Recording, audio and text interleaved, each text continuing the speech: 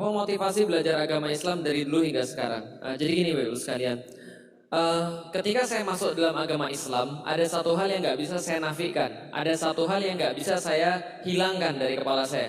Apa yang saya nggak bisa hilangkan? Ada satu pengetahuan, Allah itu pasti ada. Itu yang saya dapatkan ketika saya masuk Islam. Misalnya contoh, ketika dulu saya berpikir, apakah Tuhan itu ada? Saya dapat Tuhan pasti ada. Dari mana? Dari perhitungan fisika.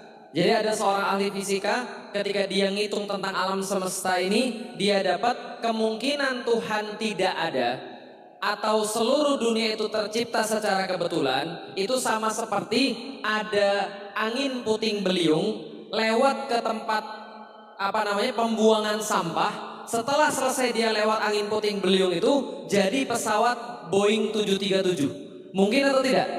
Nggak mungkin. Maka dari situ saya yakin Tuhan pasti ada. Dan ketika saya mikir Tuhan itu namanya adalah Allah. Tahu dari mana? Al-Quran. Intinya adalah ketika saya belajar Al-Quran, yang saya dapatkan Al-Quran pasti benar, Al-Quran pasti ada. Maksudnya Al-Quran semua yang dikatakan adalah pasti ada. Maka termasuk yang ada di dalam Al-Quran adalah surga dan neraka. Kira-kira kalau surga sama neraka, yang kepikiran dulu surga atau neraka dulu? Surga atau neraka dulu?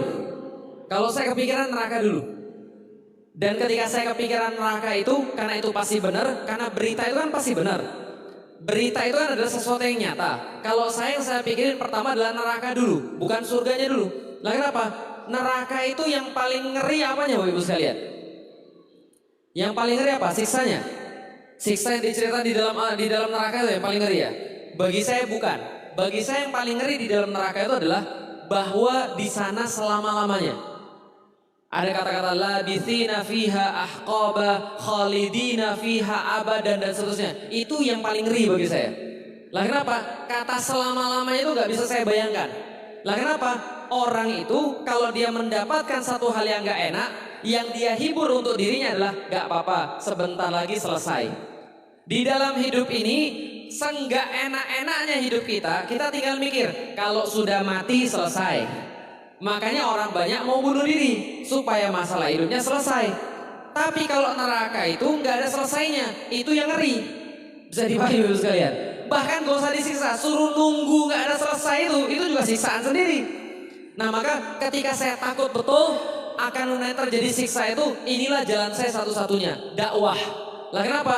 Karena kita bukan nabi, kita bukan syuhada, kita belum syuhada. Yang satu-satunya yang bisa kita lakukan adalah berdakwah. Karena siapa tahu dari dakwah ini ada orang yang tercerahkan, ada orang yang kemudian tersadarkan, apa yang dia amalkan, dia ikhlas, bisa menutupi apapun yang kita tidak ikhlas.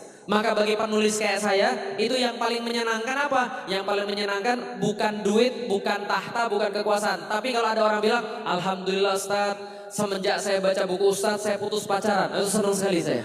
Lain apa? Bisa jadi orang ini bersaksi nanti di akhirat bahwa saya ada kontribusinya di dunia. Ini motivasi saya yang paling besar. Takut masuk neraka. Gak mutu banget Ustaz takut masuk neraka. Gak apa-apa.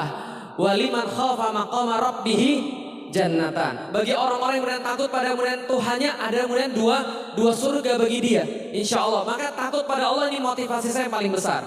Kalau surga itu motivasi yang lain. Tapi utamanya adalah neraka. Yang kedua, dunia. Saya pengen untuk jadi kenangan baik pada anak-anak saya. Ini yang memotivasi saya untuk belajar. Ini yang memotivasi saya untuk tidak melakukan sesuatu yang tidak bermanfaat. Contoh, kadang-kadang di antara cowok-cowok itu ada yang suka melakukan perkara-perkara yang gak guna. Contoh misalnya apa? Nonton film porno misalnya. Perkara-perkara maksiat. Yang saya pikirin begini, kalau ada orang yang nonton film porno itu punya anak, kira-kira gimana pendapat Anda? Pas Anda lagi nonton film porno tiba-tiba mati, anak Anda lihat, bapak aku mati nonton film porno. Kira-kira gimana ceritanya? Rela atau enggak kira-kira begitu? Maka saya menjauhkan diri daripada maksiat-maksiat yang kayak begitu. Maka saya menulis buku. Untuk apa? Supaya anaknya tahu bapaknya siapa. Dan kalau saya sudah mati, anaknya tahu harus berbuat apa. Itu motivasi saya yang kedua.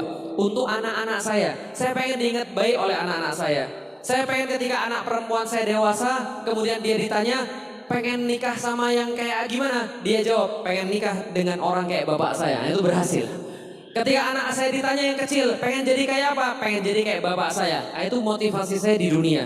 Agar anak-anak saya itu tahu siapa bapaknya dan mau beraktivitas seperti bapaknya. Jadi ada motivasi akhirat, ada motivasi dunia. Insya Allah kalau itu kita jalani, insya Allah kita akan terus-menerus berkembang dan tidak akan pernah cukup dengan satu hal. Allah